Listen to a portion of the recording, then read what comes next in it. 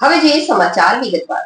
અંકલેશ્વર પાલિકા ward number 4 માં માત્ર 14 મતથી જીત મીનાક્ષીબેન ચાવડાની થઈ છે। જો કે એસટી સીટ પર ઉભા હોવા છતાં સામાન્ય બેઠક પર ઉભેલા ઉમેદવાર કરતા 14 મત વધારે મળતા રોસ્ટરના આધારે જીત અપાઈ હતી। આ વોર્ડમાં માત્ર 33 મત ભાજપના અન્ય ઉમેદવાર વિશાલ પટેલની જીત થઈ હતી। વોર્ડ નંબર 9 માં બીજેપી અશોક પટેલ 124 અને જિગ્નેશ અંદાડિયાની 77 મતથી જીત થઈ હતી। વોર્ડ નંબર 8 ના બખ્તિયાર પટેલ પાલિકામાં સૌથી મત 3772 મેળવી સૌથી વધુ 2972 મતથી જીત મેળવી હતી।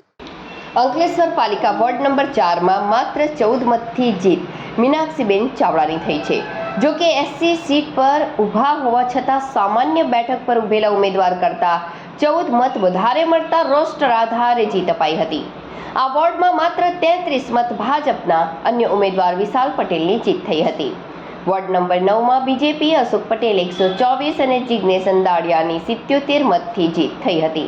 વોર્ડ નંબર 8 ના બખ્તિયાર પટેલ પાલિકામાં સૌથી વધુ મત 3772 મેળવી સૌથી વધુ 2972 મતથી જીત મેળવી હતી। અંકલેશ્વર પાલિકાની ચૂંટણીમાં જ વિપક્ષ મજબૂત થઈ 11 બેઠક મેળવી છે, ત્યારે વિપક્ષ અન્ય 4 બેઠક જૂજ મતોથી હારી ગઈ છે।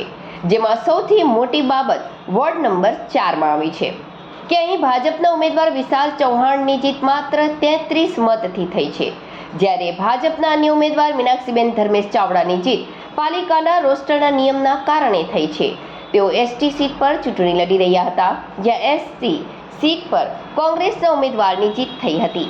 જો કે કોંગ્રેસના સામાન્ય સીટના ઉમેદવાર સુષ્મા કમલજીત ઠાકોર સામે તેઓ એસટી સીટ પર હોવા છતાં 14 મત વધારે મળ્યા હતા, જેને લઈ રોસ્ટર અનુસાર તેઓ સામાન્ય બેઠક પર રહેલા સુષ્મા કમલજીત ઠાકોર સામે 14 મતથી વિજેતા જાહેર કરવામાં આવ્યા છે।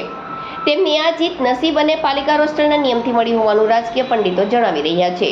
તો બીજી તરફ વોર્ડ નંબર 9 માં પણ કોંગ્રેસે ગાબડું પાડી એક સીટ મેળવી છે। તો અહીં કોંગ્રેસ પ્રમુખ ભૂપેન્દ્ર જાની પ્રતિદ્વંદી ઉમેદવાર અશોક પટેલ સામે માત્ર 124 મત, જ્યારે કોંગ્રેસના યુથ પ્રમુખ એવા શરીફ કાનુગા પણ ભાજપના ઉમેદવાર જિગ્નેશ અંદાડિયા સામે 77 મતથી હાર્યા છે। ટૂંકા માર્જિનથી તેમની આ હાર જીત પાલિકાની સત્તા નજીક કોંગ્રેસને પહોંચતા અટકાવી ગઈ છે।